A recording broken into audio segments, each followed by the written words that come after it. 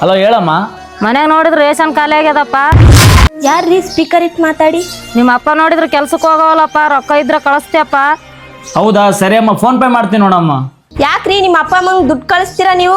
ಯಾಕಂದ್ರೆ ನಮ್ಮ ಅಪ್ಪ ಅಮ್ಮನ ನೋಡ್ಕೊಳ್ಳೋ ಕರ್ತವ್ಯ ನನಗ ನಾನು ನೋಡ್ಕೊಂತ ಇದ್ದೀನಿ. ಇವಾಗ ನಿಮ್ಗೆ ಮದ್ವೆ ಆಗಿದೆ ರೀ, ಅವ್ರ ಜೀವನ ಅವ್ರು ನೋಡ್ಕೊಂತಾರೆ ಬಿಡಿ. ಈ ವಯಸ್ಸಲ್ಲಿ ನನ್ನ ತಂದೆ ತಾಯಿ ನೋಡ್ಕೊಳ್ಳಿಲ್ಲ ಅಂದ್ರೆ ಇನ್ಯಾವಾಗ ನೋಡ್ಕೋಬೇಕು ನಾನು? ಇನ್ನೊಂದ್ಸರಿ ಏನಾದ್ರು ನಿಮ್ಮ ಅಪ್ಪ ಅಮ್ಮಂಗ್ ದುಡ್ಡು ಕೊಟ್ರೆ ನಾನು ನನ್ನ ತವ್ರ ಮನೆಗೆ ಹೋಗ್ತೀನಿ ನೋಡ್ರಿ. ಹಲೋ ಅಮ್ಮ, ಚೆನ್ನಾಗಿದ್ಯಾ? ಅಪ್ಪ ಚೆನ್ನಾಗಿದ್ದಾರಾ? ಏನ್ ಚೆನ್ನಾಗಿದೀವಮ್ಮ, ಈ ಕಡೆ ಸಾಯಕ್ ಆಗ್ತಿಲ್ಲ, ಈ ಕಡೆ ಬದುಕಕ್ಕೂ ಆಗ್ತಾ ಇಲ್ಲ. ಬರೀ ಹೆಂಡತಿ ಮಾತ್ ಕೇಳ್ಕೊಂಡು ನಮ್ಗೆ ₹1 ದುಡ್ಡು ಕೊಡ್ತಾ ಇಲ್ಲ, ಈ ಕಡೆ ಊಟನೂ ಆಗ್ತಾ ಇಲ್ಲ. ಹಲೋ ಅಣ್ಣ, ನಿನ್ನ ಹತ್ರ ಅರ್ಜೆಂಟ್ ಆಗಿ ಮಾತಾಡ್ಬೇಕು, ಮನೆಗ್ ಬಾ. ಹಾ ಸರಿ ತಂಗಿ, ಬಂದೆ ನೋಡಮ್ಮ. ಏನ್ ತಂಗಿ ಅಮ್ಮ ಅರ್ಜೆಂಟ್ ಆಗಿ ಮನೆಗ್ ಬರಕ್ ಹೇಳಿದಲ್ಲ? ಯಾಕಣ್ಣ ಅಪ್ಪ ಅಮ್ಮನ್ ದುಡ್ಡು ಕೊಡ್ತಿಲ್ವಂತೆ? ಯಾಕ ಅವ್ರನ್ನ ನೋಡ್ಕೊಂತ ಇಲ್ಲ ನೀನು? ನಾನ್ ಏನಮ್ಮ ಮಾಡ್ಲಿ, ನಿಮ್ ಅತ್ತಿಗೆ ಅಮ್ಮ ಮನೆಗ್ ದುಡ್ಡು ಕಳಿಸ್ಬೇಡ ಅಂತಿದ್ದಾಳೆ. ಏನಣ್ಣ ಈ ತರ ಹೇಳ್ತಿದ್ಯಾ? ನಿನ್ ಬಿಟ್ರೆ ಅಪ್ಪ ಅಮ್ಮನ್ಗೆ ಯಾರಿದಾರ ಹೇಳು? ದುಡ್ಡು ಕೊಟ್ರೆ ನಿಮ್ ಅತ್ತಿಗೆ ಅಮ್ಮ ಮನೆ ಬಿಟ್ಟು ಹೋಗ್ತೀನಿ ಅಂತ ಎದುರಿಸ್ತಿದ್ದಾಳಮ್ಮ ನನಗ. ಇದನ್ ಮಾತಾಡಕ್ ಕರೆಸಿದೇನಮ್ಮ? ಸರಿ ನಾನ್ ಬರ್ತೀನಿ. ಏನ್ ಬಾವ ನೀವಿಲ್ಲಿ? ಯಾಕೆ ಬಾವ ಬೇಜಾರಲ್ಲಿ ಕುಂತ್ಕೊಂಡಿದ್ದೀರಾ?